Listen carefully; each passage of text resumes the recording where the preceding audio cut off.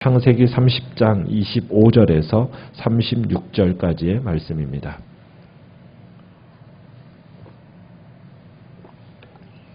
창세기 30장 25절에서 36절까지 교독하겠습니다. 25절 제가 먼저 읽겠습니다. 라헬이 요셉을 낳을 때에 야곱이 라반에게 이르되 나를 보내어 내 고향 나의 땅으로 가게 하시되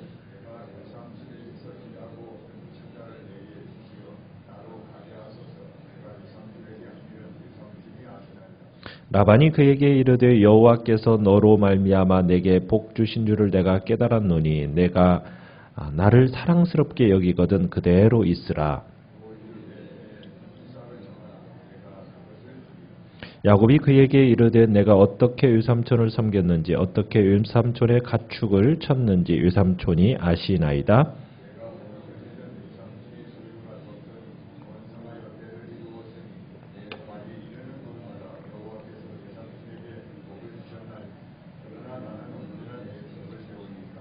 라반이 이르되 내가 무엇으로 내게 주랴. 야곱이 이르되 유삼촌께서 내게 아무것도 주시지 않아도 나를 위하여 이 일을 행하시면 내가 다시 유삼촌의 양떼를 먹이고 지키리이다.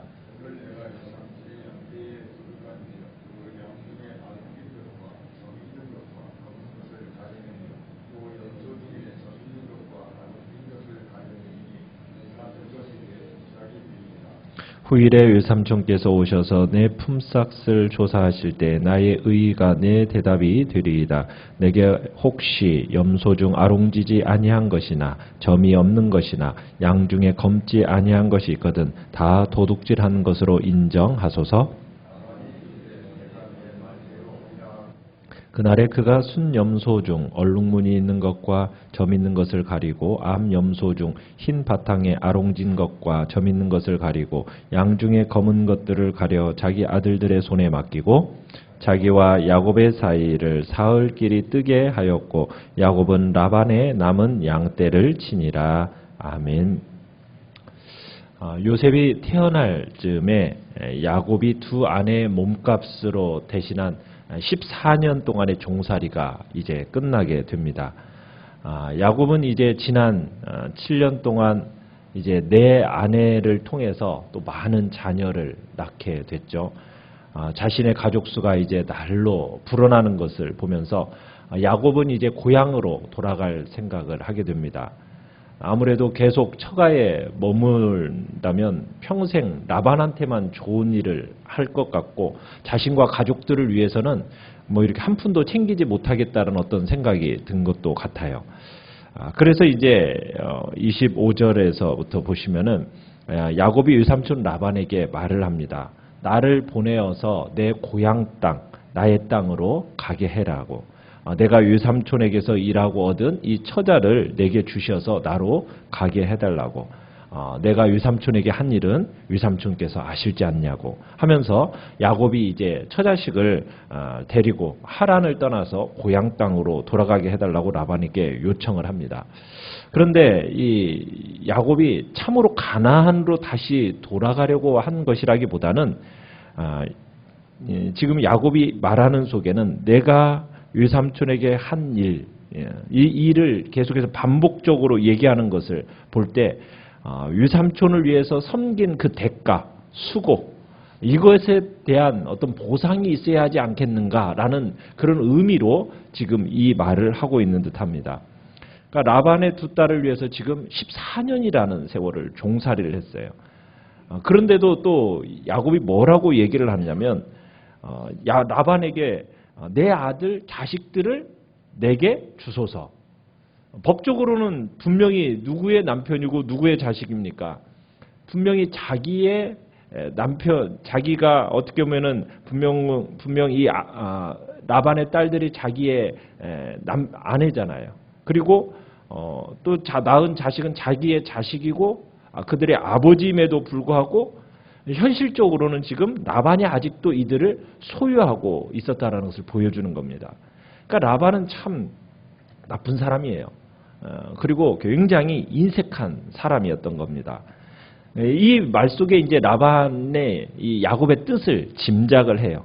그리고서는 이제 이 요청에 대해서 이제 이 라반이 응답을 하는데 27절로 28절에 보면 이렇게 얘기해요.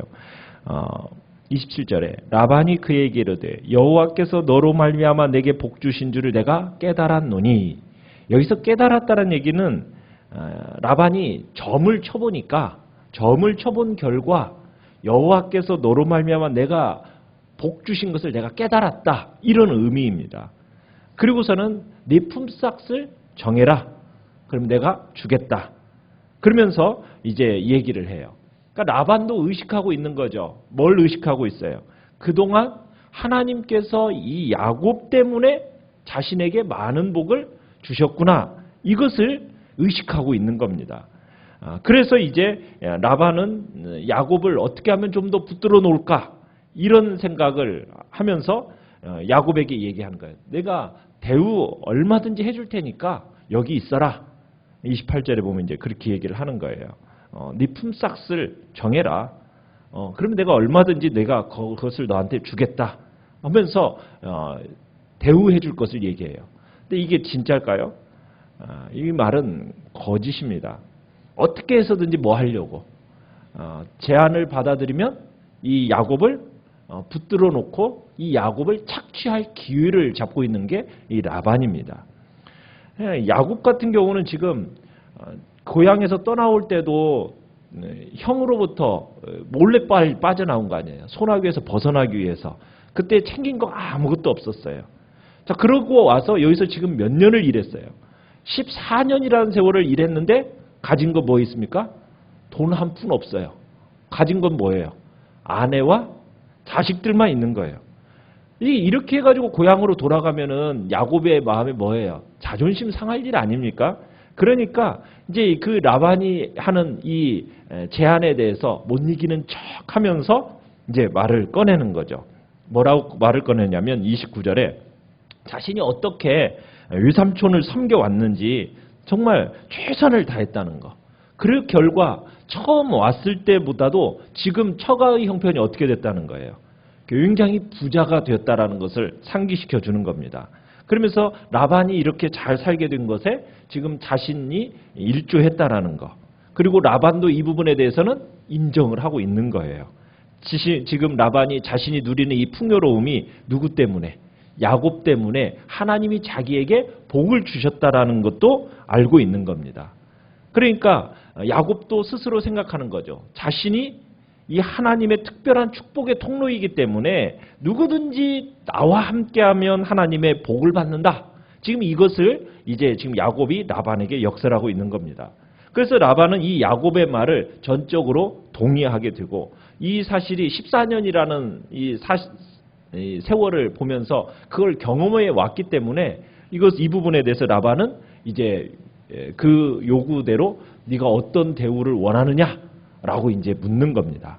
자, 이때 야곱은 어떤 요구를 하죠? 32절을 보시면은 라반의 짐승들 중에서 아롱지고 점 있는 검은 양 그리고 염소 이것을 자신의 품삯으로 달라고 합니다. 그러면서 뭐라고까지 얘기하느냐면 33절에서 혹시 하얀 짐승이 자기 짐승들 중에 끼어 있으면 이거 훔친 것으로 간주해도 좋다라는 말까지 붙이는 거죠. 그래서 라반으로 하여금 자기 양떼들에 대해서 정기적으로 검사하는 것도 허락하겠다고 얘기를 해요. 그래서 투명하게 진행해서 누가 봐도 자신은 부당한 방법으로 불을 취하지 않았다는 사실을 알게 하겠다라는 뜻도 전합니다. 근데 이 당시에 목자들이 품삯으로는 적게는 새로 태어나는 짐승이 약 10%, 많게는 20%까지 받았다고 그래요. 이런 걸 감안하면 야곱이 요구하는 것은 굉장히 미미한 거였어요. 또 그 당시 그 지역의 이 양들은 대체로 염소들이나 양이 하얗습니다. 하얗고 까맣고 갈색이고 이랬어요. 그런데 지금 뭘 요구하고 있는 겁니까? 아롱진 것, 점박이 이런 걸 요구하고 있는 거예요. 그러니까 이제 라반은 속으로 뭐예요? 쾌재를 부르는 거죠. 흔쾌히 이제 허락을 하는 겁니다. 이 야곱이 이렇게 어떤 요구도 들어줄 의향이 없었는데 야곱이 떠나지 않겠다고 하니까 이제 안도의 한숨을 쉬면서 원하는 대로 다 들어주겠다고 얘기를 하는 거예요. 자, 그런데 신실하게 이 협상을 하는 것처럼 해놓고서는 이때부터 이제 횡포를 부리기 시작하는 겁니다. 비열한 짓을 라반이 하는 거예요. 어떻게 합니까? 35절에 보시면은 두루 돌아다니면서 점 있는 거, 줄이 있는 짐승, 그 모두 다 골라내가지고 누구에게 줘요? 자기 아들들한테 딱 맡깁니다. 그 다음에 어떻게 해요? 떠나서 며칠을 떠나서요. 36절에 보면 사흘 길을 떠나게 만들어놔요. 무슨 얘기예요? 전박이가 태어나려면은 어떻게 해야 되는 겁니까? 이 교미를 하려면은 전박이와 이게 교미가 돼야 자기 것이 생기는 거 아니에요. 그런데 전박이들 다 어떻게 하는 거예요? 사흘길을 멀리 떨어뜨려 놓은 거예요. 그리고선 야곱에게 뭘 맡겨놔요? 하얗고 거먹고 전박이가 아닌 것만 야곱에게 딱 맡겨놓는 거예요. 그러니 불을 쌓을 가능성이 있어요, 없어요? 완전히 다 제거시켜 놔버리는 겁니다. 그리고서는 훔쳐갈 것도 예방시켜 놓기 위해서 며칠 길을 떠나보내요? 3일 길을 떠나보낸 거예요. 그러니 아예 이 전박이가 태어날 이것은 아예 씨째 말려놔 버린 거죠. 그리고서는 평생 그러면 이제 야곱은 내 곁에 있을 것이다.